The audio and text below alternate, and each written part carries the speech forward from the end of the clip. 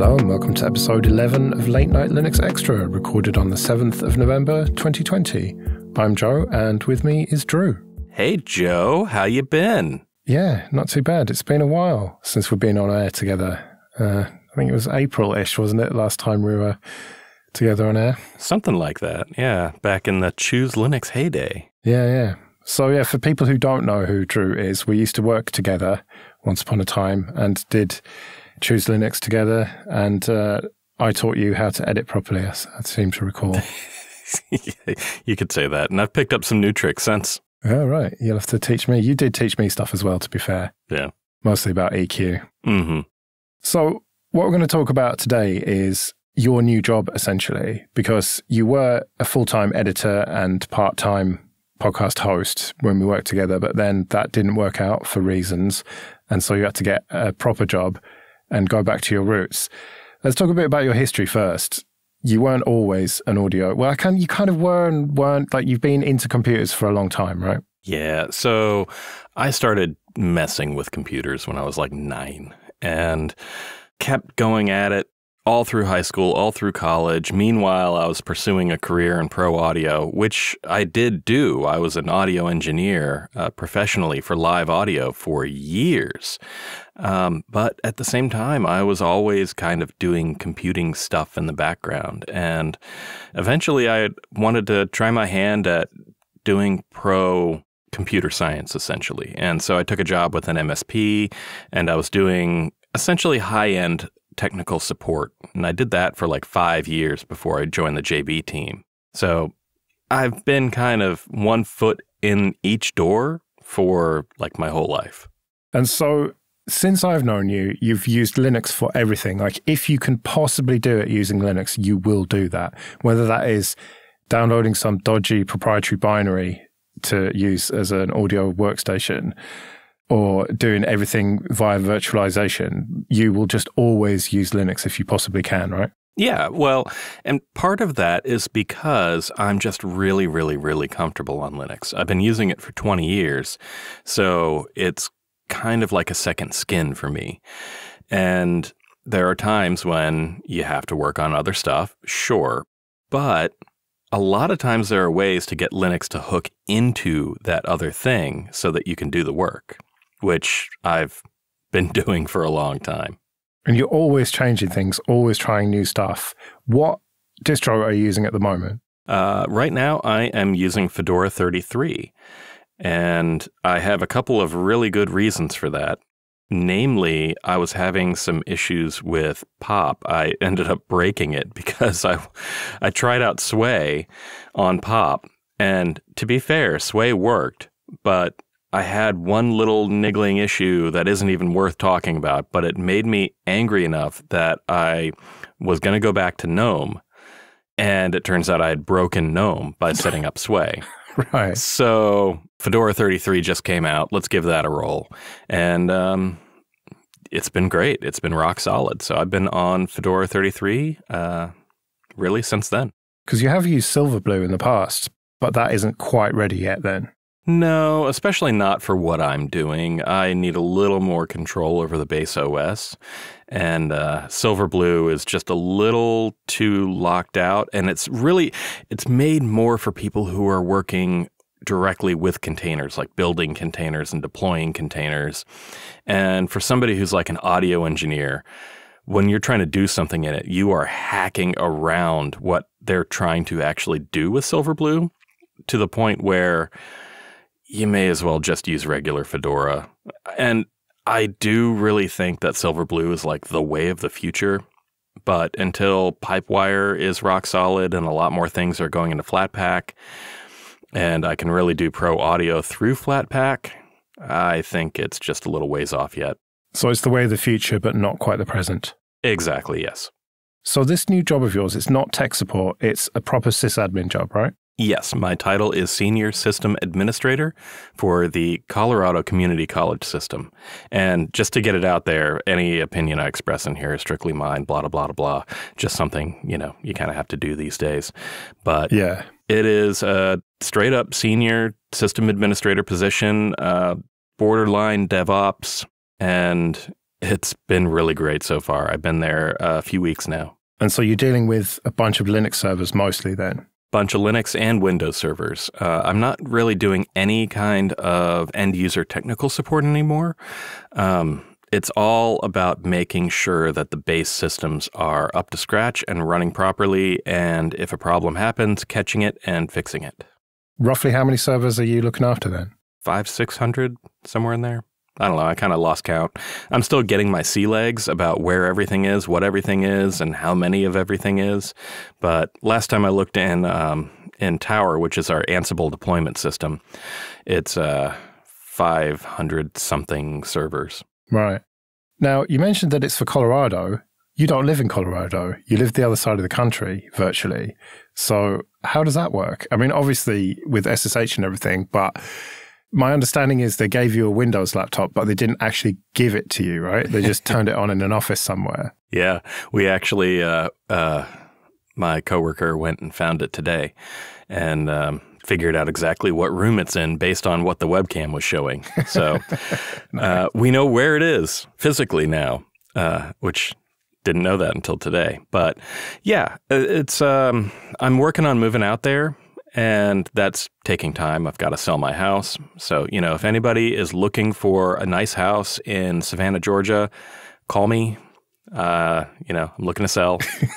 But what they're doing is they've set up this laptop so I can remote into that laptop, and I'm essentially using it as a jump host. So I will start my day off booting up my home computer, which is proper desktop, currently running Fedora 33. And then I boot up a virtual machine of Windows that is running in pass-through because I play video games on it and stuff like that. And that is giving me video through Looking Glass and audio through Scream. And I use that to log in to my laptop remotely because the remote logging software doesn't work currently very well on Linux. So that's Citrix you use in there? Yep, it is Citrix Desktop. And you also told me that it actually gets more complicated than that because once you end up in your Colorado laptop, you're not even using Windows properly, using WSL. Well, okay. It's probably like a 70-30 split. Yes, I'm using WSL. Unfortunately, right now, due to some limitations on that laptop, which I'll probably fix once I get my hands physically on it. But right now, I am limited to WSL 1, which is fine. I can do everything I need to do on it, but it's not the new stuff. So, it's not as cool as some of the other kids have their setups, right? But I'm using WSL primarily as like my SSH client.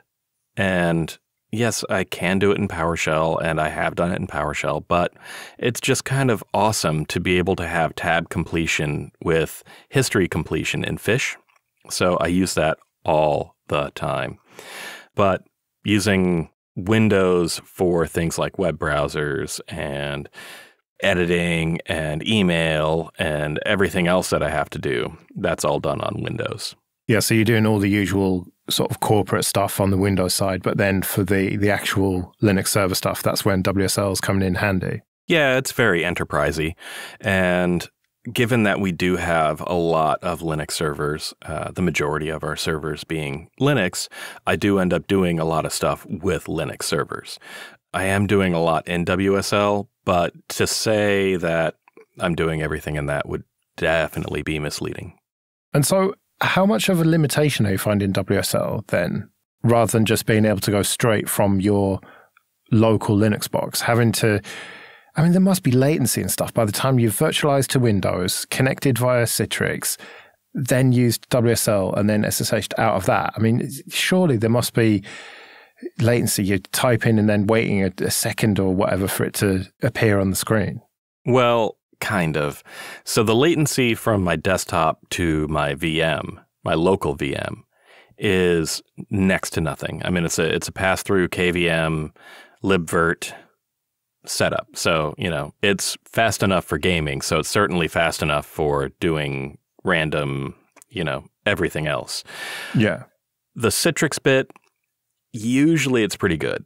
Sometimes I get some slowdowns and there's some waiting, some pausing, some just kind of spinning. But it's not that bad. It's not nearly as bad as I thought it was going to be. To the point where I mentioned to my boss, if the laptop doesn't ship over to me before I move to Colorado, honestly, it's not that big of a deal. It hasn't been nearly the hindrance that I thought it was going to be. So you are kind of the almost typical case of someone who's using Windows at work, but connecting to Linux servers. You presumably now understand more about why Canonical and Microsoft did WSL in the first place. Yeah, absolutely. And not just WSL, but really the whole stack that Microsoft is doing has been life-changing. Like, the things that I'm doing now would have been so much more painful before. And I did have an option of going to a Mac, but I decided to go to Windows because of WSL and because of how powerful I know VS Code is, and also, admittedly, partially because I knew I would be doing a lot of Windows Server management, and that's just a lot easier to do from a Windows computer than it is from a Mac. Are you doing that from PowerShell then? PowerShell and the GUI tools. The main thing is I don't have to remote into another server to be able to manage a server. I can do it directly from my desktop. Now, there are other tools now, which I have actually deployed, that allow you to manage a whole bunch of servers through a web console, which is really, really handy. But at the same time, it's nice to be able to, jump directly from my desktop to a server's control panel and adjust settings if I need to. So the Linux servers then, is that RHEL or Ubuntu or what? We are a Red Hat shop. So it is all RHEL. Oh, so using Fedora on the desktop kind of helps there to kind of keep you in that same Red Hat-y mindset rather than the, apt and Debian way of doing it. I mean, kind of. But at this point, like I said, I've been doing this, Linux thing for 20 years. And that's been split around between Ubuntu, Debian, Arch, Fedora, all of the random distros that we tested on Choose Linux. I mean, I've been around the block. I know my way around a far larger amount of Linux ecosystems than I think I could even really remember off the top of my head. So I don't know that really matters.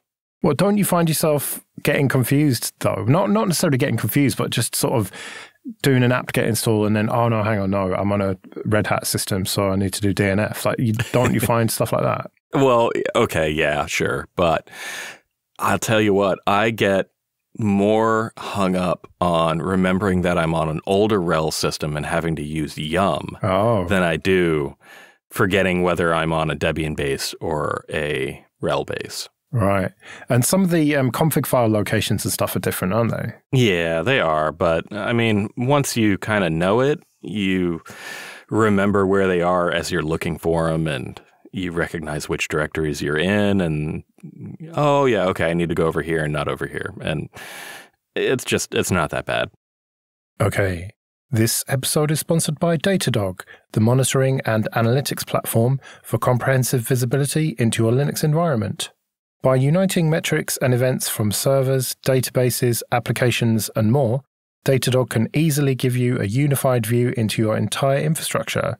Easily identify hidden sources of latency, like overloaded hosts, by monitoring server metrics alongside application data. With machine learning-based alerts and features like anomaly detection, Datadog can also help you to monitor and alert on the health of your servers in real time without alert fatigue. Start your Datadog trial today by visiting datadog.com/late-night-Linux. Start your free trial, create one dashboard, and you'll get a free Datadog t-shirt. That's datadog.com/late-night-Linux. Quick bit of admin then. Thank you everyone who is supporting us on PayPal and Patreon. It makes episodes like this possible. If you want to join those people, you can go to latenightlinux.com/support. And remember, for $5 or more, you can get an advert-free RSS feed. And if you want to get in contact, latenightlinux.com/contact.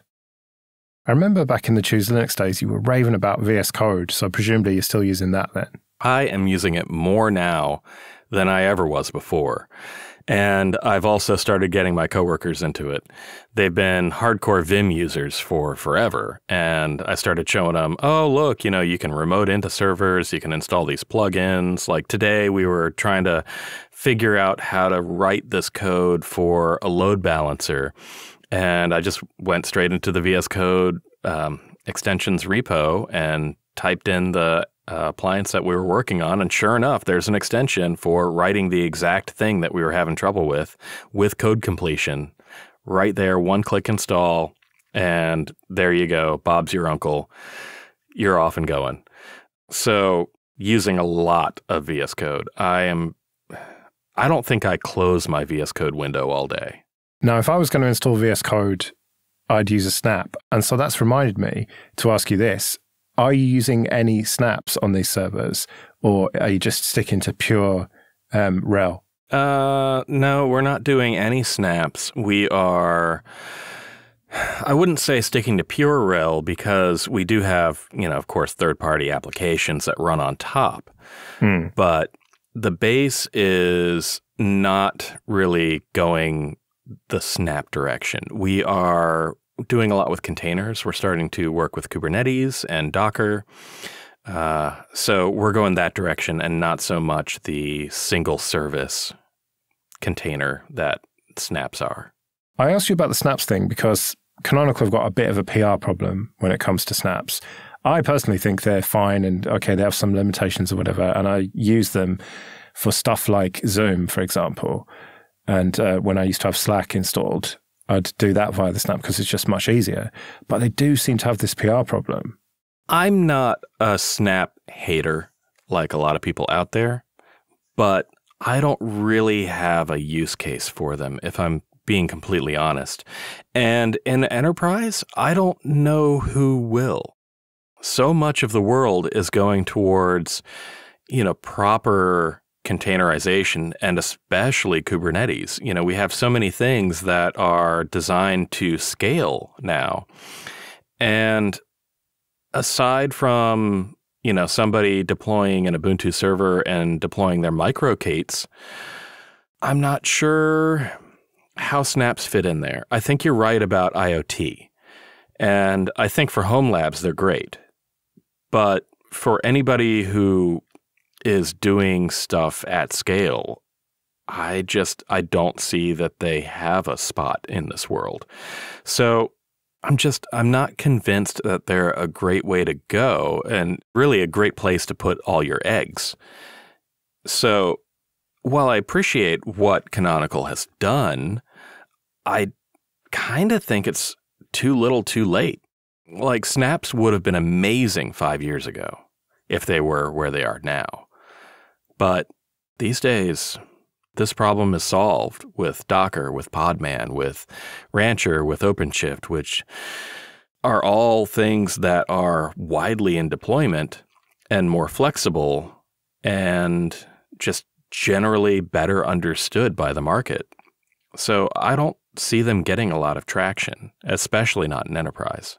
And on the desktop, of course, if you're using GNOME, then Flatpaks are really well integrated, generally speaking. Yeah, I still have some trouble with Pipewire with them, but that's because I'm a jerk who likes to play with pre-release stuff. I'm actually running Pipewire nightly right now, and the good news is I've got Pulse, I've got Jack, and I also have Flatpaks working with Pipewire. But at the same time, I managed to break my screen sharing, which, okay, yeah, whatever. I can work around that. Not a huge deal. And occasionally my Flatpaks will start jittering, where the audio seems like it's trying to go to a different bit rate and failing horribly. And I just restart the Flatpak and it starts working again. But contrast that to what problems I had with snaps, where they just completely killed Jack for me, and they were a non-starter because I need that pro audio stuff. I'm suddenly very worried about this recording. Thankfully, I've got a mumble backup, so if it sounds terrible, that's why. I had to use that, and your nightly of Pipewire made it just not work and killed your FLAC. Well, the good news is the Pipewire jack side has been rock solid stable for me. So I have no concerns about that with my local recording into Reaper. That I have not had a single crash since I first started testing it with a Fedora 33 Alpha way back when. It's just the Flatpaks that really give me trouble. Even Pulse has been fine. Right. It's funny how different your approach is to audio on Linux. Mine is set something up and just stick to it. I'm still on Ubuntu 18.04 talking to you. I still haven't upgraded to 20.04. 18.04? You madman. That's so new. I know. It's new for me. But I do have another SSD that's got 20.04 in it that I'm testing and stuff. But I don't know how you do it, man, doing audio stuff, like just having it break all the time. You remind me of a guy who lived opposite me when I was a tiny kid. And rumors were that he would drive around his old cars at night, like really rev them as much as possible to try and break them so that he had something to fix. And he'd always have like a couple of cars, like really old cars up on bricks or whatever. You remind me of that. Like you're almost trying to break it just so you can fix it. Well, that's how I grew up, man. Like, how do you learn how to fix the VCR if you don't break it? How do you learn how to fix an OS if you don't break it? If you don't have the experience of breaking something and putting it back together, how do you know what its insides are made of? Like, that's the way I've done things my whole life. And in a lot of ways, it's that garage tinkerer mentality. You know, I learned how to solder when I was in my teens. My dad taught me about changing out fuses instead of throwing out something that stopped working. Like, that's ingrained in my DNA. Yeah, and it is for me as well. But I will do my tinkering on a separate machine.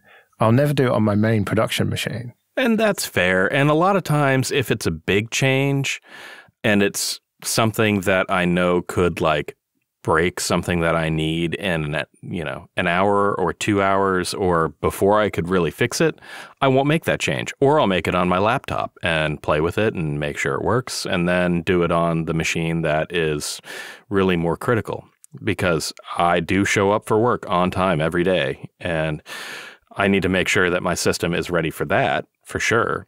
But at the same time, I know that worst case scenario, I could have Ubuntu or Fedora spun up and working with everything that I need in like 2 hours. So you'd only be a couple of hours late for work then. You don't have a backup Windows machine with Citrix then, just in case. Well, here's the thing. That VM is sitting on a separate hard drive that anytime I change anything on my system, it doesn't get touched. In fact, that VM is not even in like a virtual disk. It is written directly to the disk. I'm passing through that disk. So the whole OS is totally separate from anything I might mess up on the server side. So even if I do decide, I'm just going to blow away Fedora and install Ubuntu, doesn't matter, that VM's still there. All I got to do is set up the pass-through, which is really pretty simple. You're a madman, Drew. I don't know how you do it, living on the edge like that. I have a laptop which is set up exactly like my desktop, and that's my backup. If my desktop were to die or whatever, then I could just quickly grab that laptop and everything would be set up and working perfectly. So I just don't know how you can do it. I mean, you say that like our worst case scenario, a couple of hours, but that couple of hours could count, man. Well, but that's what I'm saying is I don't do this at like 9 o'clock in the morning when I have to show up at work at 10 because of the time shift. That's 8 a.m. Colorado time. This would be something that I wouldn't ever do that close to work. The night before, however, yeah, it's fair game. Right, fair enough. So you might do it on a Friday night or a Saturday afternoon or something. Yeah, totally. Yeah, fair enough. All right, well, we'd better get out of here then. Drew, you might have to come back at some point and tell us about your crazy adventures in Linux. And if people want to hear more of you, then they should get in contact, latenightlinux.com/contact. But if people want to contact you directly, where should they go? Best place is Twitter. I am at Drew of Doom. All right, cool. Well, thanks for joining me, man, and speak to you soon. Yeah, thanks for having me. It was a fun time.